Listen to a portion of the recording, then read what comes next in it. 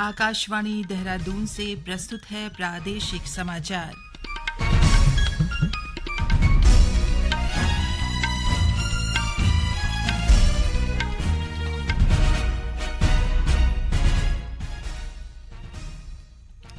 पहले मुख्य समाचार। प्रधानमंत्री नरेंद्र मोदी ने आज जम्मू से प्रदेश में करोड़ों रुपए की लागत से विभिन्न शिक्षण संस्थानों का वर्चुअली लोकार्पण और शिलान्यास किया। केंद्र सरकार ने काठगोदाम से पंजाब के अमृतसर के लिए ट्रेन संचालन को मंजूरी दी। मुख्यमंत्री पुष्कर सिंह धामी ने अयोध्या में श्री रामलला के दर्शन किए। कहा, प्रदेशवासियों की सुविधा के लिए अयोध्या में अतिथि गृह का निर्माण किया जाएगा। और आगामी लोकसभा सामान्य निर्वाचन 2024 में मतदाताओं को मतदान के प्रति जागरूक करने के उद्देश्य से प्रदेश भर में जागरूकता कार्यक्रमों का आयोजन।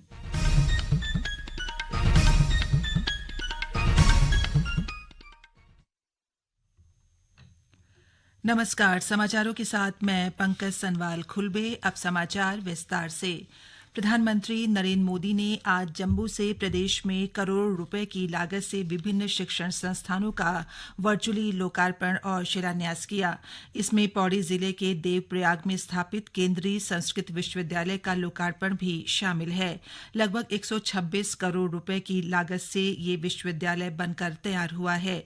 इस विश्वविद्यालय में देश भर से छात्र भारतीय संस्कृति, वेद, पुराण और धर्म की शिक्षा लेने आते हैं। इस अवसर पर विश्वविद्यालय के कुलपति प्रोफेसर श्रीनिवास बरखेड़ी ने कहा कि ये देश के लिए गौरव का क्षण है। उन्होंने बताया कि परिसर में अभी 600 शिक्षार्थियों की रहने की व्यवस्था है।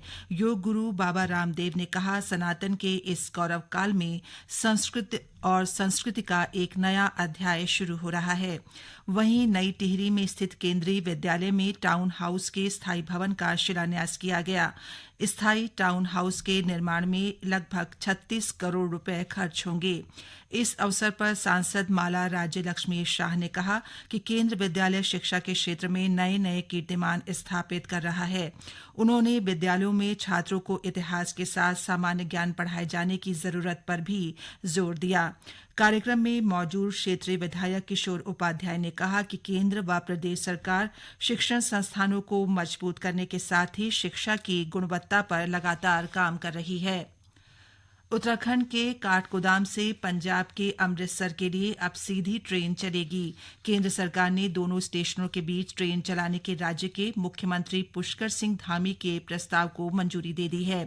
गौरतलब है कि श्री धामी ने 2 दिसंबर 2023 को रेल मंत्री अश्विनी वैष्णव को पत्र भेजकर काठगोदाम से अमृतसर के बीच सीधी रेल सेवा के संचालन का अनुरोध किया था।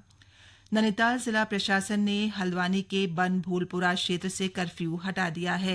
जिलाधिकारी वंदना सिंह ने कर्फ्यू प्रभावित क्षेत्र में स्थिति सामान्य होने के बाद ये निर्णय लिया। गौरतलब है कि 8 फरवरी को बन भूलपुरा में अतिक्रमण हटाने के दौरान हुई हिंसा के बाद दंगे भड़के थे। उसके बाद से क्षेत्र से इंटरनेट सेवा बंद कर दी गई थी और कर्फ्यू लगा दिया गया था। उत्तरकाशी में आपदा प्रभावित क्षेत्रों में क्षतिग्रस्त सड़कों, पेयजल योजनाओं और विद्यालय भवनों की मरम्मत का कार्य प्राथमिकता पर किया जा रहा है। आज जिला मुख्यालय में आयोजित बैठक में जिलाधिकारी डॉ मेहरबान सिंह बिष्ट ने संबंधित विभागों के अधिकारियों को सभी कार्य प्राथमिकता के आधार पर पूरा करने के निर्देश दिए हैं। उन्होंने आपदा प्रभावित क्षेत्रों में बाढ़ और भूस्खलन से सुरक्षा के लिए आवश्यकतानुसार बड़ी योजनाओं के प्रस्ताव तैयार कर अनुमोदन के लिए शासन को भेजने को कहा। मुख्यमंत्री पुष्कर सिंह धामी ने आज कैबिनेट मंत्रियों के साथ अयोध्या में श्री राम मंदिर में पूजा अर्चना कर प्रदेश की समृद्धि के लिए प्रार्थना की। इस अवसर पर मुख्यमंत्री ने कहा कि सरकार अयोध्या में उत्तराखंड के लोगों के लिए राज्य अतिथि गृह बनाने जा रही है। श्री धामी ने बताया कि लगभग 4700 वर्ग मीटर में बनने वाले इस राज्य अतिथि गृह को बनाने के लिए सरकार ने जमीन खरीदने के लिए 32 करोड़ रुपए की राशि स्वीकृत की है।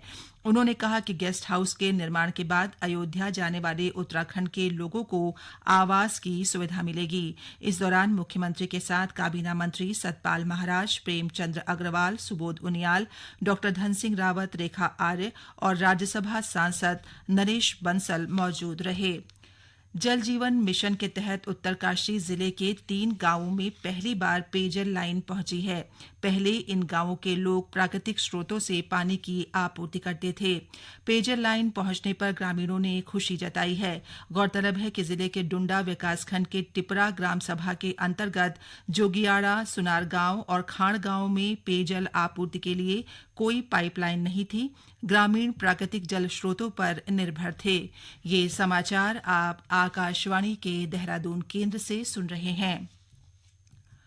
आगामी लोकसभा सामान्य निर्वाचन 2024 में मतदाताओं को मतदान के प्रति जागरूक करने के उद्देश्य से प्रदेश भर में जागरूकता कार्यक्रम आयोजित किए जा रहे हैं।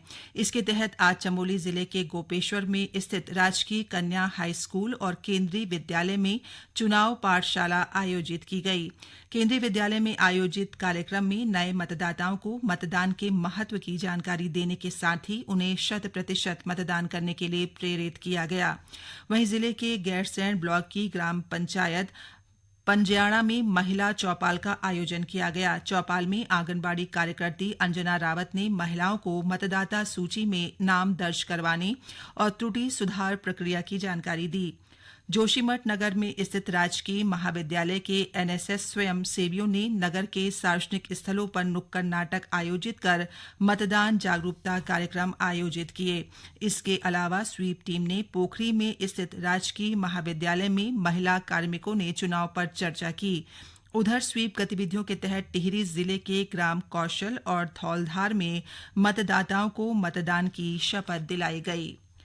प्रदेश में लोकसभा सामान्य निर्वाचन 2024 की तैयारियां जारी हैं। जिला स्तर पर जिला निर्वाचन अधिकारी संबंधित नोडल अधिकारियों के साथ बैठक कर स्वतंत्र, निष्पक्ष और भयमुक्त वातावरण में चुनाव कराने के लिए व्यवस्थाओं को बेहतर बनाने पर जोर दे रहे हैं। इसी कड़ी में आज बागेश्वर की जिला निर्वाचन अधिकारी अनुराधा पाल ने विश्वविद्यालय परिसर में नियंत्रण कक्ष, स्ट्रांग रूम, मतगणना कक्ष, प्रशिक्षण स्थल के साथ ही विभिन्न व्यवस्थाओं का जायजा लिया। आकाशवाणी से बातचीत में जिलाधिकारी ने कहा, ये आज जो लोकसभा चुनाव को लेकर हमें स्ट्रांग रूम का क्या लेआउट होना चाहिए इलेक्शन कमीशन की गाइडलाइन के हिसाब से उसको देकर दिशा निर्देश आरडब्ल्यूडी को दिए। आरडब्ल्यूडी इसके लिए नोडल हैं। जितने भी नोडल ऑफिसर्स हैं जिनके जो जो दायित्व हैं उनको ब्रीफ किया गया है। अगले हफ्ते उनके हम एक मीटिंग भी लेंगे, मॉनिटरिंग करेंगे उनकी कि वो अपने अपने दायित्वों को ठीक प्रकार से निभा रहे हैं। यहाँ पर हम ट्रेनिंग सेंटर भी हमारा डिग्री कॉलेज ही है, हमारा मीडिया सेंटर भी और हमारे काउंटिंग हॉल भी यहीं पर है। हमारा पार्टी मूवमेंट, कैंडिडेट सेटिंग इत्यादि सभी वर्क हमारे डिग्री कॉलेज से होने, तो इसलिए ये हमारे लिए बहुत महत्वपूर्ण स्थान है। प्रधानमंत्री नरेंद्र मोदी ने 15 अगस्त 2019 को जल जीवन मिशन की घोषणा की थी। मिशन का उद्देश्य देश के दूरदराज के गांवों में हर घर में शुद्ध पेयजल उपलब्ध कराना है। उत्तराखंड में भी जल जीवन मिशन के तहत हर घर तक नल से जल पहुंचाया जा रहा है। केंद्र सरकार की इस महत्वाकांक्षी योजना का लाभ उधम सिंह नगर जिले के ग्रामीण क्षेत्रों के निवासियों को मिलना शुरू हो गया है। जिले के 33 राजस्व ग्रामों को जल जीवन मिशन से जोड़ा जा चुका है और 84 राजस्व ग्रामों में काम लगभग पूरा हो चुका है। जल जीवन मिशन की नोडल अधिकारी मृदुला सिंह ने बताया कि योजना के तहत जिले में लगभग 1,98,000 परिवारों को पेयजल उपलब्ध कराया जाना है और लगभग 77% कार्य पूरा हो चुका है।